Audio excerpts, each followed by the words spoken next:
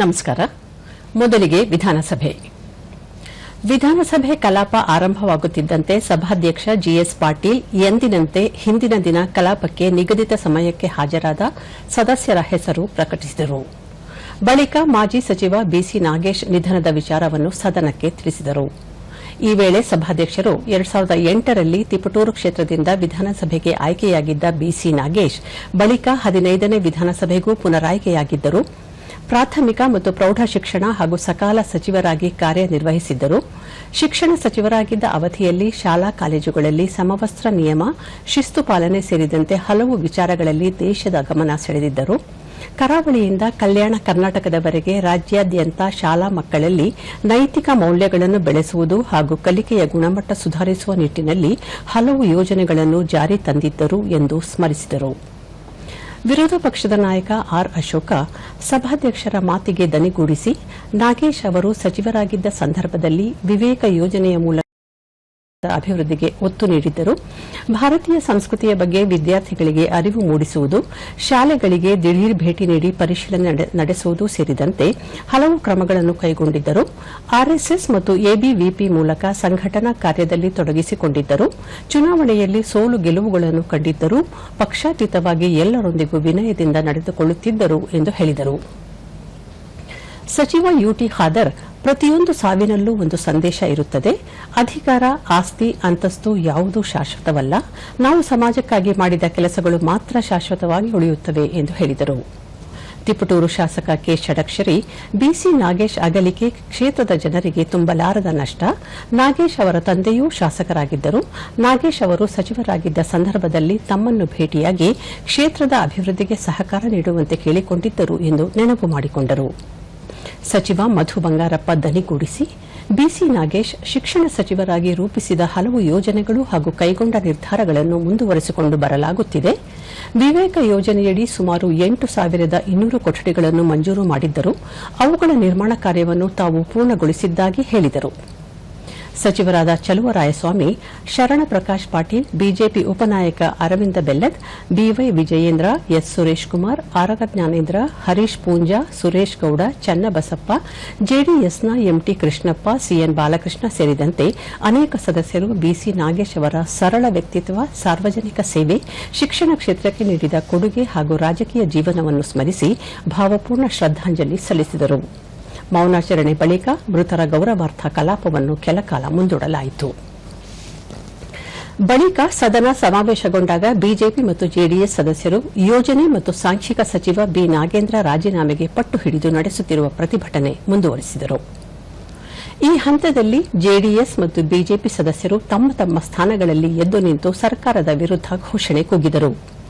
ಪ್ರತಿಯಾಗಿ ಆಡಳಿತ ಪಕ್ಷದ ಶಾಸಕರು ಕೂಡ ಪ್ರತಿ ಘೋಷಣೆ ಕೂಗಿದರು. ಇದರಿಂದ ಸದನದಲ್ಲಿ ಗದ್ದಲ ಗೊಂದಲದ ವಾತಾವರಣ ಸೃಷ್ಟಿಯಾಯಿತು. ಈ ನಡುವೆ ಉಪಮುಖ್ಯಮಂತ್ರಿ ಡಾ ಜಿ ಪರಮೇಶ್ವರ್ ವಾಲ್ಮೀಕಿ ಅಭಿವೃದ್ಧಿ ನಿಗಮದ ಹಣ ವರ್ಗಾವಣೆ ಆರೋಪ ಕುರಿತಂತೆ ಹೇಳಿಕೆ ನೀಡಲು ಮುಂದಾದರೂ ಗದ್ದಲದಲ್ಲಿ ಅವಕಾಶ ಸಿಗಲಿಲ್ಲ. ಅಷ್ಟರಲ್ಲಿ ಸಭಾಧ್ಯಕ್ಷ ಜಿಎಸ್ ಪಾಟೀಲರು ಎದ್ದು ನಿಂತು ಪ್ರತಿಭಟನಾ ನಿರತ ಸದಸ್ಯರು ಕುಳಿತುಕೊಳ್ಳುವಂತೆ ಸೂಚಿಸಿದರು. ಆಗ ಸಭಾಧ್ಯಕ್ಷರಿಗೆ ಗೌರವ ಕೊಟ್ಟು ವಿರೋಧ ಪಕ್ಷದ ಸದಸ್ಯರು ತಮ್ಮ ತಮ್ಮ ಆಸನಗಳಲ್ಲಿ ಆಸೀನರಾದರು. ಈ ವೇಳೆ ಸಭಾಧ್ಯಕ್ಷರು ನಿಮ್ಮ ಸಮಸ್ಯೆಗಳನ್ನು ಹೇಳಿ ಸರ್ಕಾರಕ್ಕೆ ಒತ್ತಾಯ ಮಾಡಿದ್ದೀರಿ. ನಾವು 2 ದಿನದಿಂದ ನೋಡಿದ್ದೇನೆ. ಪ್ರತಿಭಟನೆ ಮಾಡುವುದಾದರೆ ಸದನದ ಬಾವಿಗೆ ಬನ್ನಿ, ಇಲ್ಲದಿದ್ದರೆ ಸದನದ ಕಾರ್ಯಕಲಾಪಗಳಿಗೆ ಸಹಕರಿಸಿ ಎಂದು ಹೇಳಿದರು. ಬಿಜೆಪಿಯ ಸುನೀಲ್ ಕುಮಾರ್, ಪ್ರತಿಭಟನೆ ಮಾಡಲು ಸದನದ ಬಾವಿಗೆ ಬನ್ನಿ ಎಂದು ಆಹ್ವಾನ ನೀಡಿದ ಮೊದಲ ಸಭಾಧ್ಯಕ್ಷರು ನೀವು ಎಂದು ತಿಳಿಸಿದರು. ಅಷ್ಟರಲ್ಲಿ ಆಡಳಿತ ಮತ್ತು ಪ್ರತಿಪಕ್ಷಗಳ ನಡುವೆ ಏರಿದ ದನಿಯಲ್ಲಿ ಆರೋಪ ಪ್ರತ್ಯಾರೋಪ ನಡೆದು ಸದನದಲ್ಲಿ ಕಾವೇರಿದ ವಾತಾವರಣ ನಿರ್ಮಾಣವಾಯಿತು. ಈ ಹಂತದಲ್ಲಿ ಗೃಹ ಸಚಿವ ಪ್ರಿಯಾಂಕ್ ಖರ್ಗೆ ಪ್ರತಿಕ್ರಿಯಿಸಿ, ಪ್ರತಿಪಕ್ಷಗಳ ಸದಸ್ಯರು ಯಾವ ನಿಯಮಗಳೇ ಪ್ರತಿಭಟನೆ ಮಾಡುತ್ತಿದ್ದೀರಿ? ಪ್ರತಿಭಟನೆ ಮಾಡುವುದಾದರೆ ಸಭಾಧ್ಯಕ್ಷರ ಪೀಠದ ಮುಂದಿನ ಬಾವಿಗೆ ಬನ್ನಿ ಎಂದರು. ಈ ವೇಳೆ ಮಧ್ಯಪ್ರವೇಶಿಸಿದ ಆಡಳಿತ ಪಕ್ಷದ ಹಿರಿಯ ಶಾಸಕ ಎಚ್ ಕೆ ಪಾಟೀಲ್, ಬೆಳಗಾವಿ ಮಹಾನಗರ ಪಾಲಿಕೆ ರದ್ದುಪಡಿಸುವ ನಿರ್ಣಯ ಕೈಗೊಳ್ಳಬೇಕು ಎಂದು ಆಗ್ರಹಿಸಿದರು. ಅಷ್ಟರಲ್ಲಿ ಮತ್ತೆ ಡಾ ಜಿ ಪರಮೇಶ್ವರ್ ವಾಲ್ಮೀಕಿ ಅಭಿವೃದ್ಧಿ ನಿಗಮದ ಕುರಿತ ಸರ್ಕಾರದ ಹೇಳಿಕೆ ನೀಡಲು ಮುಂದಾದರು. ಈ ಸಂದರ್ಭದಲ್ಲಿ ಬಿಜೆಪಿ ಶಾಸಕರು ಹೇಳಿಕೆ ಅಗತ್ಯವಿಲ್ಲ, ಸಚಿವರ ರಾಜೀನಾಮೆ ಕೊಡಿಸಿ ಎಂದು ಆಗ್ರಹಿಸಿದರು. ಗದ್ದಲದ ನಡುವೆಯೂ ಡಾ ಜಿ ಪರಮೇಶ್ವರ್ ಶ್ರೀ ವಾಲ್ಮೀಕಿ ಪರಿಶಿಷ್ಟ ಪಂಗಡಗಳ ಅಭಿವೃದ್ಧಿ ನಿಗಮದ ಹಗರಣ ಪ್ರಕರಣದಲ್ಲಿ ಜಾರಿ ನಿರ್ದೇಶನಾಲಯ ಮತ್ತು ಕೇಂದ್ರ ತನಿಖಾ ಸಂಸ್ಥೆಗಳು ಸಲ್ಲಿಸಿರುವ ದೋಷಾರೋಪಣಾ ಪಟ್ಟಿಯಲ್ಲಿ ಸಚಿವ ಬಿ ನಾಗೇಂದ್ರ ಅವರ ಹೆಸರು ಉಲ್ಲೇಖಿಸಲಾಗಿದೆ. ಆದರೆ ಈ ಪ್ರಕರಣದಲ್ಲಿ ನ್ಯಾಯಾಲಯ ಇದುವರೆಗೆ ಅವರನ್ನು ದೋಷಿ ಎಂದು ತೀರ್ಪು ನೀಡಿಲ್ಲ. ಹೀಗಾಗಿ ನಾಗೇಂದ್ರ ವಿರುದ್ಧ ಪ್ರತಿಭಟನೆ ನಡೆಸುವುದು ಸಂಸದೀಯ ವ್ಯವಸ್ಥೆಗೆ ಅಪಮಾನ ಮಾಡಿದಂತೆ ಎಂದು ಹೇಳಿದರು. ಹಗರಣದ ಪ್ರಮುಖ ಆರೋಪಿಗಳನ್ನು ಈಗಾಗಲೇ ಬಂಧಿಸಲಾಗಿದ್ದು ಅವರು ಜೈಲಿನಲ್ಲಿದ್ದಾರೆ. ನಿಗಮದ 84 ಕೋಟಿ 63 ಲಕ್ಷ ರೂಪಾಯಿ ಹಣ ದುರುಪಯೋಗವಾಗಿದ್ದು ಈ ಪೈಕಿ 79 ಕೋಟಿ 68 ಲಕ್ಷ ರೂಪಾಯಿಗಳನ್ನು ಈಗಾಗಲೇ ವಾಪಸ್ ಪಡೆಯಲಾಗಿದೆ ಎಂದು ವಿವರ ನೀಡಿದರು. ಪ್ರಕರಣದ ತನಿಖೆ ಹಾಗೂ ಕಾನೂನು ಪ್ರಕ್ರಿಯೆ ತನ್ನದೇ ಆದ ರೀತಿಯಲ್ಲಿ ನಡೆಯುತ್ತಿರುವಾಗ ವಿರೋಧ ಪಕ್ಷಗಳು ರಾಜಕೀಯ ಉದ್ದೇಶದಿಂದ ಸದನದ ಕಲಾಪಕ್ಕೆ ಅಡ್ಡಿಪಡಿಸುವುದು ಸರಿಯಲ್ಲ. ಪ್ರತಿಭಟನೆ ಕೈಬಿಟ್ಟು ಸುಗಮ ಕಲಾಪಕ್ಕೆ ಅವಕಾಶ ಮಾಡಿಕೊಡಬೇಕು ಎಂದು ಮನವಿ ಮಾಡಿದರು. ವಿರೋಧ ಪಕ್ಷದ ನಾಯಕ ಆರ್ ಅಶೋಕ ಪ್ರತಿಕ್ರಿಯಿಸಿ, ಸದನಕ್ಕೆ ತಪ್ಪು ಮಾಹಿತಿ ನೀಡಿ ಸಮರ್ಥನೆ ಮಾಡುವ ಬದಲು ರಾಜೀನಾಮೆ ಪಡೆಯಿರಿ ಎಂದು ಆಗ್ರಹಿಸಿದರು. ಪರಮೇಶ್ವರ್ ಹೇಳಿಕೆ ನೀಡಿದ ನಂತರ ಸಭಾಧ್ಯಕ್ಷರು ಕಲಾಪವನ್ನು ಭೋಜನ ವಿರಾಮಕ್ಕೆ ಮುಂದೂಡಿದರು. ಭೋಜನ ವಿರಾಮದ ನಂತರ ಸದನ ಆರಂಭವಾಗುತ್ತಿದ್ದಂತೆ ವಿರೋಧ ಪಕ್ಷದ ಸದಸ್ಯರು ಸಚಿವ ಬಿ ನಾಗೇಂದ್ರ ಅವರನ್ನು ಸಚಿವ ಸಂಪುಟದಿಂದ ಕೈಬಿಡಬೇಕೆಂದು ಆಗ್ರಹಿಸಿ ಭಿತ್ತಿಪತ್ರ ಹಿಡಿದು ಪ್ರತಿಭಟನೆ ಘೋಷಣೆ ಮುಂದುವರೆಸಿದರು. ಈ ನಡುವೆ ಸಭಾಧ್ಯಕ್ಷ ಜಿಎಸ್ ಪಾಟೀಲ್ ವರದಿಯನ್ನೊಪ್ಪಿಸುವ ಪ್ರಕ್ರಿಯೆಗೆ ಅನುಮತಿ ನೀಡಿದರು. ಈ ವೇಳೆ ಸದಸ್ಯ ಡಿಜಿ ಶಾಂತನಗೌಡ ಕರ್ನಾಟಕ ವಿಧಾನಮಂಡಲದ ಸಾರ್ವಜನಿಕ ಉದ್ಯಮಗಳ ಸಮಿತಿಯ 2025-26ನೇ 139ನೇ ಹಾಗೂ 140ನೇ ವರದಿಗಳನ್ನು ಸದನಕ್ಕೆ ಒಪ್ಪಿಸಿದರು. ನಂತರ ಪ್ರಶ್ನೋತ್ತರ ಕಲಾಪದಲ್ಲಿ ಕಾಂಗ್ರೆಸ್ ಸದಸ್ಯ ಜೆಎನ್ ಗಣೇಶ್ ಪ್ರಶ್ನೆಗೆ ಉತ್ತರಿಸಿದ ಜಲಸಂಪನ್ಮೂಲ ಸಚಿವ ಎನ್ ಚಲುವರಾಯಸ್ವಾಮಿ, ತುಂಗಭದ್ರಾ ಜಲಾಶಯದಿಂದ ಕಾಲುವೆಗಳಿಗೆ 2-3 ದಿನದಲ್ಲಿ ನೀರು ಬಿಡುಗಡೆ ಮಾಡಲಾಗುವುದು ಎಂದು ಪ್ರಕಟಿಸಿದರು. 2 ದಿನಗಳ ಹಿಂದಿನ ವರದಿ ಅನ್ವಯ ತುಂಗಭದ್ರಾ ಜಲಾಶಯದಲ್ಲಿ 1629.74 ಅಡಿಗಳವರೆಗೆ 93 ಟಿಎಂಸಿಯಷ್ಟು ನೀರು ಸಂಗ್ರಹವಾಗಿದೆ. ಈಗಾಗಲೇ ಮುಖ್ಯಮಂತ್ರಿಗಳೊಂದಿಗೆ ಸಭೆ ನಡೆಸಲಾಗಿದ್ದು ಶೀಘ್ರದಲ್ಲಿಯೇ ನೀರು ಹರಿಸಲು ಕ್ರಮ ಕೈಗೊಳ್ಳುತ್ತೇನೆ ಎಂದು ಭರವಸೆ ನೀಡಿದರು. ಶಾಸಕ ಕೋನಾರೆಡ್ಡಿ ಪ್ರಶ್ನೆಗೆ ವೈದ್ಯಕೀಯ ಶಿಕ್ಷಣ ಸಚಿವರ ಪರವಾಗಿ ಸಚಿವ ಕೃಷ್ಣ ಬೈರೇಗೌಡ ಸಕಾರಾತ್ಮಕವಾಗಿ ಪ್ರತಿಕ್ರಿಯಿಸಿದರು. ಇದೇ ವೇಳೆ ಆಡಳಿತ ಮತ್ತು ಪ್ರತಿಪಕ್ಷಗಳ ನಡುವೆ ಗದ್ದಲದ ವಾತಾವರಣ ನಿರ್ಮಾಣವಾಯಿತು. ಈ ಹಂತದಲ್ಲಿ ಸದನ ಗೊಂದಲದ ಗೂಡಾದ ಹಿನ್ನೆಲೆಯಲ್ಲಿ ಸಭಾಧ್ಯಕ್ಷರು ಕಲಾಪವನ್ನು 15 ನಿಮಿಷಗಳ ಕಾಲ ಮುಂದೂಡಿದರು.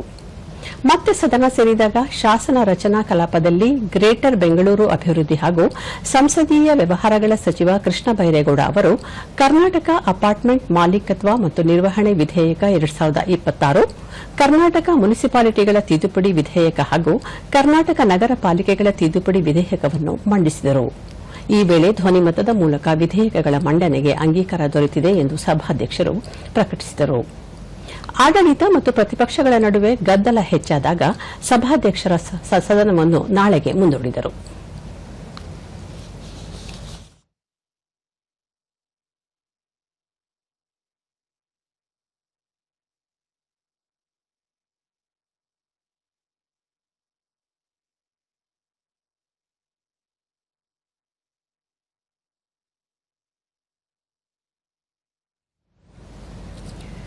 ಇನ್ನು ವಿಧಾನ ಪರಿಷತ್ ಮೇಲ್ಮನೆ ಕಲಾಪ ಆರಂಭವಾಗುತ್ತಿದ್ದಂತೆ ಸಭಾಪತಿ ಸಲೀಂ ಅಹಮದ್ ಸಂತಾಪ ಸೂಚನೆ ಮಂಡಿಸಿ ಮಾಜಿ ಸಚಿವ ಬಿಸಿ ನಾಗೇಶ್ ಅನಾರೋಗ್ಯದಿಂದ ಬೆಂಗಳೂರಿನಲ್ಲಿ ನಿಧನರಾಗಿದ್ದಾರೆ ಎನ್ನುವುದನ್ನು ಸದನಕ್ಕೆ ತಿಳಿಸಲು ವಿಷಾದಿಸುವುದಾಗಿ ಹೇಳಿದರು. ಈ ವೇಳೆ ಸಭಾಪತಿ ಸಲೀಂ ಅಹಮದ್ ಪ್ರತಿಕ್ರಿಯಿಸಿ, ನಾಗೇಶ್ ಅಜಾತ ಶತ್ರುವಾಗಿದ್ದರು, ಎಲ್ಲರನ್ನೂ ಆತ್ಮೀಯವಾಗಿ ಮಾತನಾಡಿಸುತ್ತಿದ್ದರು, ಅವರ ಅಗಲಿಕೆ ಸಮಾಜಕ್ಕೆ ತುಂಬಲಾರದ ನಷ್ಟ ಎಂದರು. ಬಳಿಕ ಸಭಾನಾಯಕ ಡಾ ಯತೀಂದ್ರ ಸಿದ್ದರಾಮಯ್ಯ ಸಂತಾಪ ಸೂಚನೆ ಅನುಮೋದಿಸಿ 1959ರಲ್ಲಿ ಜನಿಸಿದ ಬಿಸಿ ನಾಗೇಶ್ ತಿಪಟೂರು ವಿಧಾನಸಭಾ ಕ್ಷೇತ್ರದಿಂದ 2008 ಮತ್ತು 2018ರಲ್ಲಿ ಜಯಗಳಿಸಿ 2 ಬಾರಿ ಶಾಸಕರಾಗಿ ಆಯ್ಕೆಯಾಗಿದ್ದರು. 2021ರಲ್ಲಿ ಬಸವರಾಜ ಬೊಮ್ಮಾಯಿ ನೇತೃತ್ವದ ಬಿಜೆಪಿ ಸರ್ಕಾರದಲ್ಲಿ ಪ್ರಾಥಮಿಕ ಮತ್ತು ಪ್ರೌಢಶಿಕ್ಷಣ ಸಚಿವರಾಗಿ ಕಾರ್ಯನಿರ್ವಹಿಸಿದ್ದರು. ಸಚಿವರಾಗಿದ್ದ ಅವಧಿಯಲ್ಲಿ ರಾಜ್ಯದ ಶಿಕ್ಷಣ ಕ್ಷೇತ್ರಕ್ಕೆ ಸಂಬಂಧಿಸಿದಂತೆ ಹಲವು ಪ್ರಮುಖ ನಿರ್ಧಾರಗಳನ್ನು ತೆಗೆದುಕೊಂಡಿದ್ದರು ಎಂದು ಸ್ಮರಿಸಿದರು. ಪ್ರತಿಪಕ್ಷದ ನಾಯಕ ಛಲವಾದಿ ನಾರಾಯಣಸ್ವಾಮಿ ದನಿಗೂಡಿಸಿ, ಎಬಿವಿಪಿ ಮೂಲಕ ರಾಜಕಾರಣ ಪ್ರವೇಶಿಸಿ ಸಚಿವರಾಗಿ ಸಮರ್ಥವಾಗಿ ಕಾರ್ಯನಿರ್ವಹಿಸಿದ್ದರು. ಶಿಕ್ಷಣ ಕ್ಷೇತ್ರದ ಅಭಿವೃದ್ಧಿಗೆ ಹಾಗೂ ತಿಪಟೂರು ಮತ್ತು ತುಮಕೂರು ಭಾಗದ ಜನರ ಸೇವೆಗೆ ಅವರು ನೀಡಿದ ಕೊಡುಗೆ ಸ್ಮರಣೀಯ ಎಂದು ನೆನಪು ಮಾಡಿಕೊಂಡರು. ಉಪಮುಖ್ಯಮಂತ್ರಿ ಡಾ ಜಿ ಪರಮೇಶ್ವರ್ ಸರಳ ವ್ಯಕ್ತಿತ್ವದಿಂದಲೇ ನಾಗೇಶ್ ರಾಜ್ಯದ ಗಮನ ಸೆಳೆದಿದ್ದರು. ಸಚಿವರಾದ ಮೇಲೂ ತುಮಕೂರಿನಿಂದ ಬೆಂಗಳೂರಿಗೆ ರೈಲಿನಲ್ಲಿ ಪ್ರಯಾಣಿಸುತ್ತಿದ್ದರು. ಕ್ಷೇತ್ರದ ಜನರ ಜತೆ ಬೆರೆಯುತ್ತಾ ಅವರ ಕಷ್ಟಗಳಿಗೆ ಸ್ಪಂದಿಸುತ್ತಿದ್ದರು ಎಂದು ಗುಣಗಾನ ಮಾಡಿದರು. ವಿರೋಧ ಪಕ್ಷದ ಮುಖ್ಯ ಸಚೇತಕ ಎನ್ ರವಿಕುಮಾರ್, ಕೇಶವ ಪ್ರಸಾದ್ ಸೇರಿದಂತೆ ಪ್ರಮುಖರು ಸಂತಾಪ ಸೂಚನೆಯಡಿ ಮೃತರ ಗುಣಗಾನ ಮಾಡಿದರು. ಬಳಿಕ ಮೃತರ ಗೌರವಾರ್ಥ 1 ನಿಮಿಷ ಮೌನವನ್ನು ಆಚರಿಸಲಾಯಿತು. ಬಳಿಕ ಸಚಿವ ಬಿ ನಾಗೇಂದ್ರ ಅವರನ್ನು ಸಚಿವ ಸಂಪುಟದಿಂದ ಕೈಬಿಡಬೇಕೆಂದು ವಿರೋಧ ಪಕ್ಷಗಳು ಪಟ್ಟು ಹಿಡಿದರು. ಈ ಹಂತದಲ್ಲಿ ಸಭಾಪತಿ ಸಲೀಂ ಅಹ್ಮದ್ ಧ್ವನಿಗೂಡಿಸಿ, ಪ್ರಶ್ನೋತ್ತರ ಕಲಾಪಕ್ಕೆ ಅವಕಾಶ ಮಾಡಿಕೊಡಿ, ಲಕ್ಷಾಂತರ ರೂಪಾಯಿ ಖರ್ಚು ಮಾಡಿ ಸದನ ನಡೆಸಲಾಗುತ್ತಿದೆ ಎಂದರು. ಇದಕ್ಕೆ ದನಿಗೂಡಿಸಿದ ಉಪಮುಖ್ಯಮಂತ್ರಿ ಡಾ ಜಿ ಪರಮೇಶ್ವರ್, ರಾಜ್ಯದ ಜನತೆ ನಮ್ಮನ್ನು ನೋಡುತ್ತಿದ್ದಾರೆ, ಬರಗಾಲ, ರೈತರ ಸಂಕಷ್ಟ ಸೇರಿದಂತೆ ಹಲವು ಸಮಸ್ಯೆಗಳು ಇವೆ, ಇದರ ಕುರಿತು ಚರ್ಚೆ ನಡೆಯಬೇಕಾಗಿದೆ ಎಂದು ಹೇಳಿದರು. ಸದನದ ಹಿರಿಯ ಸದಸ್ಯ ಬಸವರಾಜ ಹೊರಟ್ಟಿ ಪ್ರಶ್ನೋತ್ತರ ಕಲಾಪ ನಡೆಯಬೇಕು ಎಂದು ದನಿಗೂಡಿಸಿದರು. ಆದರೂ ಗದ್ದಲ ಮುಂದುವರೆದ ಹಿನ್ನೆಲೆ ಸಭಾಪತಿ ಸಲೀಂ ಅಹ್ಮದ್ ವರದಿಯನ್ನೊಪ್ಪಿಸುವ ಪ್ರಕ್ರಿಯೆ ಕೈಗೆತ್ತಿಕೊಂಡರು. ಆಗ ಐವನ್ ಡಿಸೋಜಾ ಕರ್ನಾಟಕ ವಿಧಾನಮಂಡಲದ ಸಾರ್ವಜನಿಕ ಉದ್ದಿಮೆಗಳ ಸಮಿತಿಯ 139ನೇ ಹಾಗೂ 140ನೇ ವರದಿಗಳನ್ನು ಒಪ್ಪಿಸಿದರು. ಇದೇ ವೇಳೆ ವಿಶೇಷ ಸದನ ಸಮಿತಿಯ ಕಾಲಾವಕಾಶ ವಿಸ್ತರಿಸುವ ಪ್ರಸ್ತಾವನೆ ಮಂಡಿಸಲಾಯಿತು. ಈ ನಡುವೆ ಸಚಿವ ಬಿ ನಾಗೇಂದ್ರ ರಾಜೀನಾಮೆಗೆ ಆಗ್ರಹಿಸಿ ಪ್ರತಿಪಕ್ಷ ಬಿಜೆಪಿ ಜೆಡಿಎಸ್ ಸದಸ್ಯರು ಕಪ್ಪು ಬಟ್ಟೆ ಹಿಡಿದು ಘೋಷಣೆ ಕೂಗಿ ಪ್ರತಿಭಟನೆ ನಡೆಸಿದರು. ಈ ಹಂತದಲ್ಲಿ ಪ್ರತಿಪಕ್ಷದ ನಾಯಕ ಛಲವಾದಿ ನಾರಾಯಣಸ್ವಾಮಿ, ಮೊದಲು ಸಚಿವ ನಾಗೇಂದ್ರ ರಾಜೀನಾಮೆ ಕೊಡಿಸಬೇಕು, ಆಮೇಲೆ ಸದನ ಮಾಡೋಣ ಎಂದು ಆಗ್ರಹಿಸಿದರು. ಕಾಂಗ್ರೆಸ್ನ ಎಸ್ ರವಿ, ರಾಜ್ಯದಲ್ಲಿ ಬರ ಪರಿಸ್ಥಿತಿ ಇದೆ, ಇದರ ಬಗ್ಗೆ ಚರ್ಚೆ ಮಾಡಿ, ನಾಗೇಂದ್ರ ವಿಚಾರದ ಬಗ್ಗೆ ನೋಟಿಸ್ ಕೊಡಿ, ಆ ಬಳಿಕ ಚರ್ಚೆ ಮಾಡೋಣ, ರಾಜ್ಯ ಸರ್ಕಾರವು ಉತ್ತರ ನೀಡಲಿದೆ ಎಂದರು. ಇದನ್ನು ಒಪ್ಪದ ಪ್ರತಿಪಕ್ಷದ ಸದಸ್ಯರು ಪ್ರತಿಭಟನೆ ಮುಂದುವರೆಸಿ ಸಚಿವ ನಾಗೇಂದ್ರ ವಜಾ ಮಾಡುವಂತೆ ಘೋಷಣೆ ಕೂಗಿದರು. ಈ ಹಂತದಲ್ಲಿ ನಾಗರಾಜ್ ಯಾದವ್ ಪ್ರತಿಕ್ರಿಯಿಸಿ, ಪ್ರಶ್ನೋತ್ತರ ಅವಧಿಗೆ ಅಡ್ಡಿಪಡಿಸಬಾರದು, ಈ ಸಂಬಂಧ ಸಭಾಪತಿಗಳು ಕ್ರಮ ಕೈಗೊಳ್ಳಬೇಕು ಎಂದು ಮನವಿ ಮಾಡಿದರು. ಈ ವೇಳೆ ಆಡಳಿತ ಪ್ರತಿಪಕ್ಷಗಳ ಸದಸ್ಯರ ನಡುವೆ ಗದ್ದಲದ ವಾತಾವರಣ ನಿರ್ಮಾಣವಾಯಿತು. ಈ ಸಂದರ್ಭದಲ್ಲಿ ಕ್ರಿಯಾಲೋಪ ಎತ್ತಿದ ಹಿರಿಯ ಸದಸ್ಯ ಬಸವರಾಜ ಹೊರಟ್ಟಿ, ಸದನ ಹೀಗೆ ನಡೆಸುವುದು ಸರಿಯಲ್ಲ, ಯಾರು ಪ್ರಶ್ನೆ ಕೇಳ್ತಾರೆ ಗೊತ್ತಾಗ್ತಿಲ್ಲ, ಇದಕ್ಕೆ ಇತಿಶ್ರೀ ಹಾಡಿ ಎಂದು ಸಭಾಪತಿಗಳಿಗೆ ಮನವಿ ಮಾಡಿದರು. ಈ ಮಧ್ಯೆ ಸಭಾಪತಿ ಸಲೀಂ ಅಹ್ಮದ್ 3 ಬಾರಿ ಸಭೆ ನಡೆಸಿ ಪ್ರತಿಪಕ್ಷಗಳ ಸದಸ್ಯರಲ್ಲಿ ವಿನಂತಿ ಮಾಡಿದ್ದೇನೆ, ನಿಯಮಗಳ ಪ್ರಕಾರ ಸದನ ನಡೆಸಲು ಬಿಡಿ, ಚರ್ಚೆಯಲ್ಲಿ ಪಾಲ್ಗೊಳ್ಳಿ, ಮನವಿ ಮಾಡಿದರೂ ಅವರು ಕೇಳುತ್ತಿಲ್ಲ, ಹಾಗಾಗಿ ಪ್ರಶ್ನೋತ್ತರ ಕೈಗೆತ್ತಿಕೊಳ್ಳಲು ಮುಂದಾಗುವೆ ಎಂದು ಹೇಳಿದರು. ಪ್ರತಿಭಟನೆಯ ಮಧ್ಯೆ ಪ್ರಶ್ನೋತ್ತರ ಶೂನ್ಯ ವೇಳೆ ಕೈಗೊಂಡು ಸದನವನ್ನು ಭೋಜನ ವಿರಾಮಕ್ಕೆ ಮುಂದೂಡಲಾಯಿತು.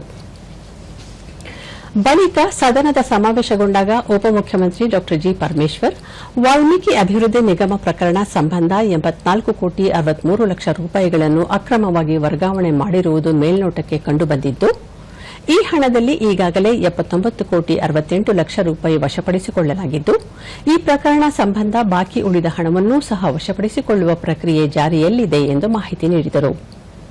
ಪ್ರಕರಣ ಸಂಬಂಧ ಬಂಧಿತ ಆರೋಪಿಗಳಿಂದ ನಗದು, ಕಾರುಗಳು, ಚಿನ್ನದ ಬಿಸ್ಕತ್ತುಗಳನ್ನು, ಚಿನ್ನದ ಒಡವೆಗಳನ್ನು ವಿವಿಧ ದಿನಾಂಕಗಳಲ್ಲಿ ವಶಪಡಿಸಿಕೊಳ್ಳಲಾಗಿದೆ. ನಗದು 16 ಕೋಟಿ 83 ಲಕ್ಷದ 35 ಸಾವಿರ ಮತ್ತು ಚಿನ್ನದ ಬಿಸ್ಕತ್ತುಗಳು, ಒಡವೆಗಳನ್ನು ವಶಪಡಿಸಿಕೊಳ್ಳಲಾಗಿದೆ. ಜೊತೆಗೆ Lamborghini, Benz Creta, Innova Hycross ಕಾರುಗಳನ್ನು ವಶಪಡಿಸಿಕೊಳ್ಳಲಾಗಿದೆ. ಈ ವಾಹನಗಳ ಅಸಲಿ ಮಾಲೀಕರು ನ್ಯಾಯಾಲಯದಲ್ಲಿ ಅರ್ಜಿ ಸಲ್ಲಿಸಿ ಹಣ ಸಂದಾಯ ಮಾಡಿ ತಮ್ಮ ವಶಕ್ಕೆ ಪಡೆದುಕೊಂಡಿದ್ದಾರೆ ಎಂದು ತಿಳಿಸಿದರು. ಇದುವರೆಗೆ ವಶಪಡಿಸಿಕೊಳ್ಳಲಾದ ಚಿನ್ನ ಮತ್ತು ಹಣದ ರೂಪದಲ್ಲಿ ವಸೂಲು ಮಾಡಲಾದ ಮೊತ್ತ ಒಟ್ಟು 89 ಕೋಟಿ 68 ಲಕ್ಷದ 9,151 ರೂಪಾಯಿ ಆಗಿದೆ. ಉಳಿದ ಮೊತ್ತ 4 ಕೋಟಿ 94 ಲಕ್ಷ ರೂಪಾಯಿಗೆ ಸಂಬಂಧಿಸಿದಂತೆ ಎಸ್ಐಟಿ ತನಿಖೆ ಪ್ರಗತಿಯಲ್ಲಿದೆ. ಸಿಐಡಿಯ ವಿಶೇಷ ತನಿಖಾ ತಂಡ 5/8/2024ರಂದು ತನಿಖೆಯ ಪ್ರಾಥಮಿಕ ದೋಷಾರೋಪಣಾ ಪಟ್ಟಿಯನ್ನು ಸಲ್ಲಿಸಿತ್ತು. ಅದರಲ್ಲಿ ಬಿ ನಾಗೇಂದ್ರ ಅವರನ್ನು ಆರೋಪಿಯನ್ನಾಗಿ ಹೆಸರಿಸಲಾಗಿಲ್ಲ. 10/11/2025ರಂದು ಎಸ್ಐಟಿಯು ಈ ಪ್ರಕರಣಕ್ಕೆ ಸಂಬಂಧಿಸಿದಂತೆ ಹೆಚ್ಚುವರಿ ದೋಷಾರೋಪಣಾ ಪಟ್ಟಿಯನ್ನು ಭ್ರಷ್ಟಾಚಾರ ತಡೆ ಕಾಯ್ದೆ ನ್ಯಾಯಾಲಯಕ್ಕೆ ಸಲ್ಲಿಸಿದ್ದು, ಅದರಲ್ಲಿಯೂ ಬಿ ನಾಗೇಂದ್ರ ಆರೋಪಿತರಾಗಿರುವುದಿಲ್ಲ ಎಂದು ಹೇಳಿದರು. ಆನಂತರ ಸಭಾಪತಿ ಸಲೀಂ ಅಹ್ಮದ್ ಚುಕ್ಕೆ ಗುರುತಿನ ಪ್ರಶ್ನೆಗಳ ಪ್ರಕ್ರಿಯೆ ಪೂರ್ಣಗೊಳಿಸಿದರು. ಈ ವೇಳೆ ಪ್ರತಿಪಕ್ಷಗಳ ಪ್ರತಿಭಟನೆ ಮುಂದುವರೆದ ಹಿನ್ನೆಲೆ ಸದನದ ಕಲಾಪವನ್ನು ನಾಳೆಗೆ ಮುಂದೂಡಿದರು. ಇಲ್ಲಿಗೆ ವಿಧಾನಮಂಡಲದ ಇಂದಿನ ಕಾರ್ಯಕಲಾಪಗಳ ಸಮೀಕ್ಷೆ ಮುಕ್ತಾಯವಾಯಿತು. ನಮಸ್ಕಾರ.